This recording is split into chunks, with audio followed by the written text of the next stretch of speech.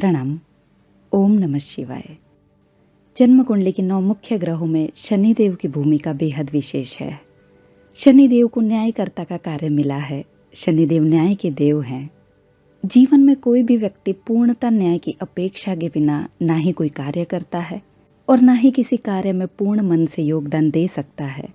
शनिदेव त्याग, बलिदान, पीड़ा, सेवा, वृद्धावस्था, मंदगति, बंधन, धर्म, अध्यात्म, गुड़ रहस्य के कारागृह हैं।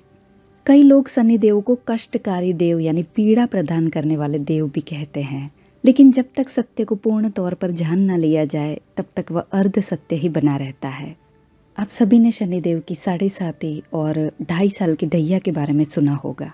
जब किसी ज्योतिषी या शास्त्र की जानकार से व्यक्ति को यह ज्ञात होता है कि व्यक्ति गोचर शनि ग्रह द्वारा 2.5 साल की ढैया या 7.5 के समय में है, तब व्यक्ति ये बात सुनकर तुरंत ही निराश, हताश और दुखी हो जाते हैं। ज्योतिष शास्त्र और शनि ग्रह के बारे में फैली गलत मान्यता को जब आप स्वीकार कर लेते हैं, गलती वहां पर होती है। जब किसी व्यक्ति की कुंडली में शनिदेव लग्नेश की भूमिका में होते हैं, योग कारक ग्रह पंचमेश या भाग्येश की भूमिका में होते हैं, ऐसे सभी व्यक्ति के जीवन में 7.5 और 2.5 साल की ढैया का समय कम मुसीबतें और कम तकलीफदायक होता है। बाकी सभी व्यक्ति शनि गोचर द्वारा निर्मित 7.5 और 2.5 साल की ढैया में तकलीफ, दुख, भय और पीड़ा को प्राप्त करते हैं। लंबे समय से चल रही गलत मान्यताओं के तौर पर हमने शनिदेव के इस समय को कष्टपूर्ण मान लिया है, लेकिन यहाँ पर शनि ग्रह के कुछ रहस्यपूर्ण और छुपे हुए पहलुओं को समझना भी आवश्यक है। शनि के गोचर के द्वारा निर्मित 7.5 और 2.5 साल की ढैया के समय से जब व्यक्ति गुजरता है, तब वह व्यक्ति से जुड़े हुए रिश्तों में कड़वाहट और तनाव का वातावरण बनता है। व्यक्ति को शारीरिक, मानसिक और आर्थिक नुकसानी का सामना करना पड़ता है और व्यक्ति इन सभी बातों की निराशा से स्वयं को हारा हुआ महसूस करने लगता है। लेकिन शनि ग्रह द्वारा निर्मित रहस्य तो यह है, जो रिश्ते सिर्फ स्वार्थपूर्ण थे, जिसमें ना ही कोई करुणा थी और ना ही कोई अपनापन था, जो रिश्ते केवल जिम्मेदारियों का बोझ थे, ऐसे रिश्तों के बंधन से शनिदेव आपको मुक्ति दिलवाते हैं।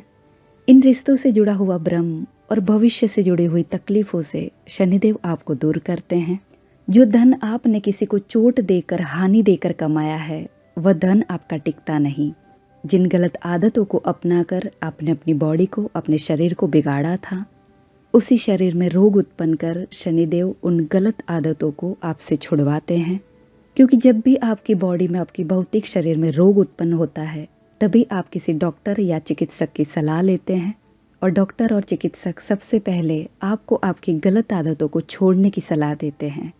जब तक आप पूर्णतः गलत कार्यों से परेशान नहीं होते, तब तक आप जानते हैं कि मैं गलत कर रहा हूँ, फिर भी आप उस गलत कार्य को छोड़ नहीं सकते। शनिदेव 7.5 के समय में यही सारी गलत आदतों से किनारा करना सिखाते हैं। शनिदेव द्वारा मिलने वाले कष्ट और पीड़ा भी यह दर्शाते हैं कि जीवन और समाज की सही छवि को पहचाना जाए। यहाँ सभी स्वार्थपूर्ण हैं, इसलिए शनि, जो अध्यात्म के कारक ग्रह हैं, वह कष्ट देकर भी आपको भक्ति मार्ग और ईश्वर के मार्ग के करीब लाते हैं।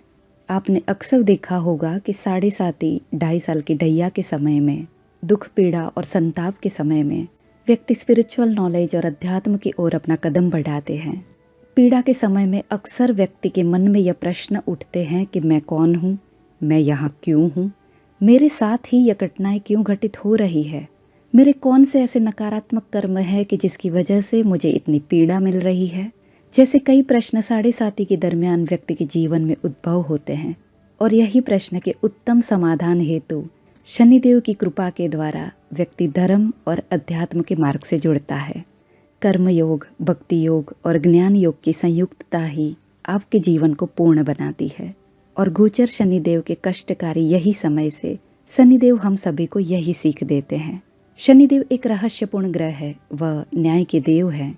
किसी राजा को संन्यास्त बना देते हैं और किसी निसहाय को राजा भी बना देते हैं। इसीलिए जीवन के किसी भी कार्य में होशपूर्ण होकर उस कर्म से जुड़िए। आपके मन, कर्म और वचन से किसी को भी हानि ना पहुंचे, इसका ध्यान रखिए।